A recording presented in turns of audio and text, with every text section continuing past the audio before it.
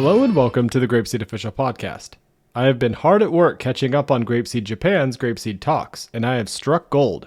The clips today are from a recent conversation involving many friends of the show. They are primarily about helping teach and support older students, although there was also a small clip about REP and encouraging parents that was too good to clip out. Enjoy! So when we talk about like forced output, right? Like we don't want to have them force that repeat after me word by word, right? Like you're like trying to build that sentence, so we don't want that. But then when is it appropriate? Have you guys found when it is okay to say, oh, can you say that again? You know, if they, let's say they just answer the one word and you use a whole sentence, right? And you kind of want them to say it, but you don't want to force them to say it.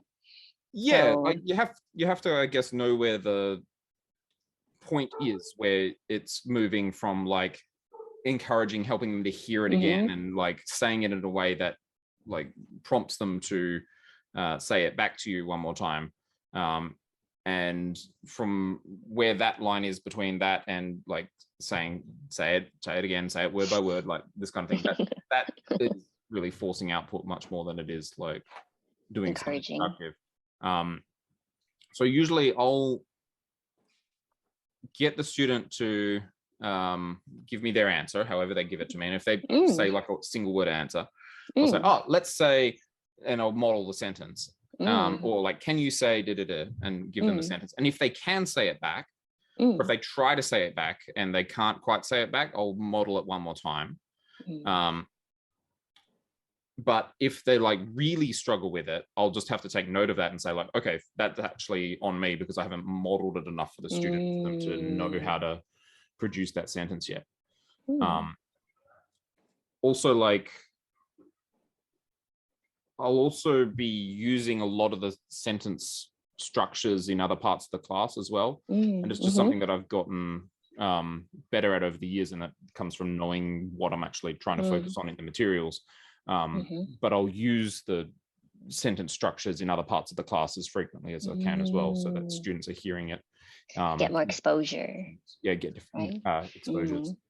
And yeah, just like when you've taught it enough, you kind of know like what the students should know in terms of giving you an answer, which is harder to do when you jump into a class that's on, say, unit like 15 and you've not taught GrapeSEED before. To know like, oh, the student should be able to answer with this kind of sentence, or like, yeah, because then you get teachers that will jump in and they'll start trying to model a sentence because you told them to model a sentence that the students have never had exposure to before, and then it'll be like, try and say it again, try and say it word by word, and it doesn't really work well like that. So that's also a matter for training and just experience, which is not easy to do, but we have different ways that we're trying to work with teachers to get them to know previous units and stuff like that as well. Part of our program is monthly, we have a birthday day, which is a birthday for all the students that have birthdays in that month. But also for the GrapeSEED lesson for that day of the month, we teach a review unit, which is good on two fronts. Like it's helping the students to see if they can hit like the quick checkpoints from the materials. So the teacher's not asking them to see if they can remember the material from like 10 units back, but like, can you remember how to make this kind of sentence, and practice that kind of thing. But also for the teacher's sake, it's getting the teacher to learn the previous units as well. And that is important for like the teacher side, because then the teacher knows like, oh, they should know this sentence, that sentence. So how do you decide which unit to use? Because if you're in like a upper unit, you know, you don't have that many months. Yeah, so we set a review unit per month that the teachers set in advance, and it's within the last 10 units. Within the last 10 units. Okay. Yeah. So if you're in a 15, you wouldn't go to unit 1 or unit 2. It'd be from 5 to 15. Okay. 5 to, okay. Oh, interesting. Good idea. Joshua, do you want to add anything to this topic? Either question or something that you do at your school? Yeah, my question, it's kind of related to this. Like, if you're doing a review unit, how are you building this? And you have like on our end, we have like a set number of lessons that we have to teach within the given time frame that we have throughout the year. Yeah.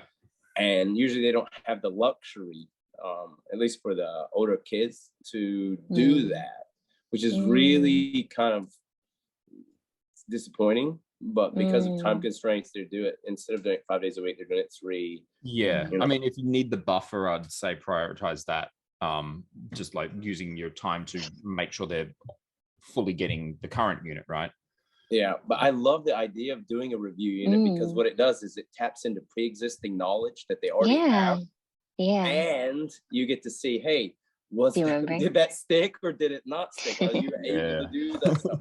That I'm gonna actually suggest this to the guy that on our side that does that afternoon, Joe, and let him know, hey, you guys might want to consider trying this technique, because I really think that that's a good way to get what they've already learned and get them to using it, and see if hey, have you forgotten this stuff?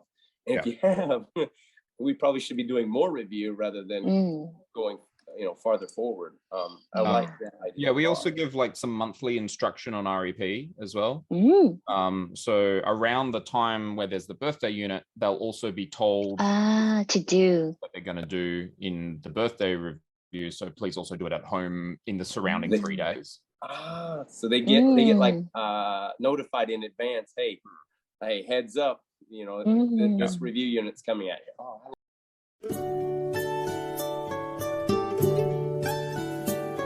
Goodbye, my friends, goodbye. I'm sad to say goodbye. It was a good day, but now I will say goodbye, my friends, goodbye. Goodbye, everyone.